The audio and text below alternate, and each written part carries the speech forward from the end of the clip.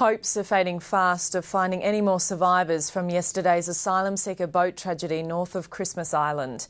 It's believed more than 200 people were on the boat when it capsized in Indonesian waters.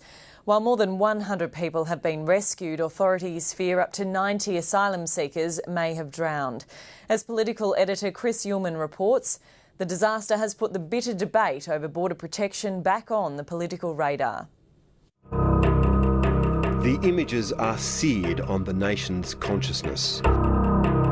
In December 2010, an asylum seeker boat was dashed on the rocks of Christmas Island. As many as 50 people drowned. Usually we don't get to see this. When asylum boats go down, it's far from shore, far from help. Like yesterday when a boat carrying more than 200 asylum seekers overturned in heavy seas 200 kilometres northwest of Christmas Island, in international waters designated as Indonesia's search and rescue zone. An Australian border protection plane spotted the upturned hull in the early afternoon.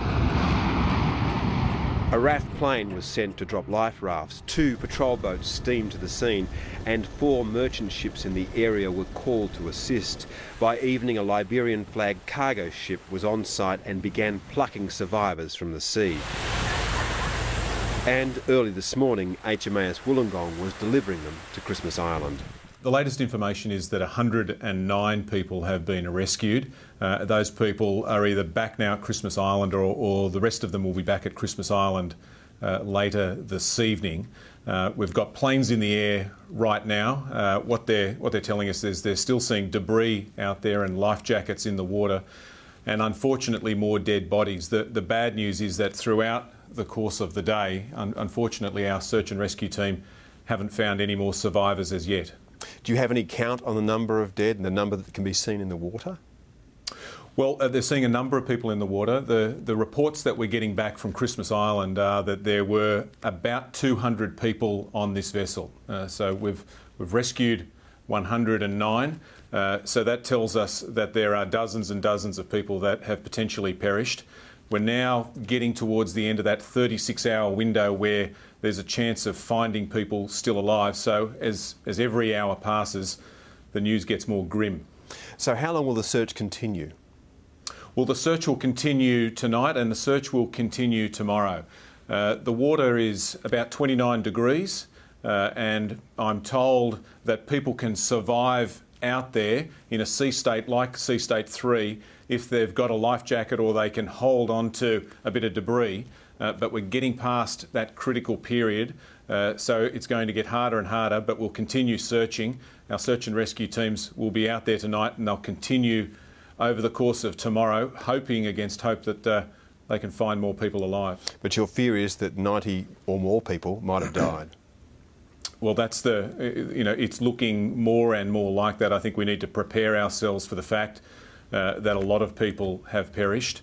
The boat's first distress call came to the Maritime Authority late Tuesday night, but it gave no location. In the early hours of Wednesday morning, another call came, and the location was given as 70 kilometres south of the Indonesian coast. The AMSA people on the phone then told the people on the boat to turn back and head back for Indonesia.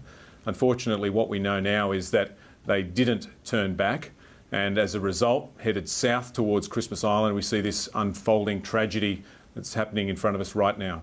Australian officials say the boat was dangerously overcrowded, like so many now setting sail, and it's clear the communication between Indonesian and Australian officials was confused. Last night, the Indonesians believed 2 boats were in distress. The Indonesians and Australian authorities were also talking on Sunday night about a boat.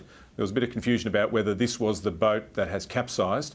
The latest advice, Chris, I've got is that that's not the case. The boat that they were in discussions about on Sunday was a boat that arrived at Christmas Island on Wednesday of this week. Border protection's been the most bitterly fought battle in politics for the last 3 years. Ironically, both major parties now agree that only the strong deterrent of offshore processing will stop people making the dangerous journey by sea. But they just can't agree on how that should work. Today, the message from both leaders was the same. They wouldn't have a political brawl while the rescue was underway. We do face considerable loss of life at sea, but a search and rescue operation is underway right now.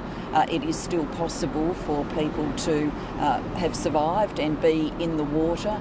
Our deepest sympathies have to be with everyone involved and caught up in this tragedy, and our support and encouragement for all the rescue personnel who are doing their best to minimise loss of life. A terrible, terrible tragedy, and our hearts go out to everyone affected by it. But some believe this tragedy is a sign of abject policy failure, and they did want to talk about it. Let's show some humanity and grow up. West Australian Liberal MP Mal Washer is demanding the major parties reach a border protection agreement in the national interest and to save lives. I feel ashamed to be part of this organisation at the moment. Not my party, part of the whole concept. It's going to the lesson, it's the lesser common denominator here. It's a dumb and dumber competition, right? Let's get better.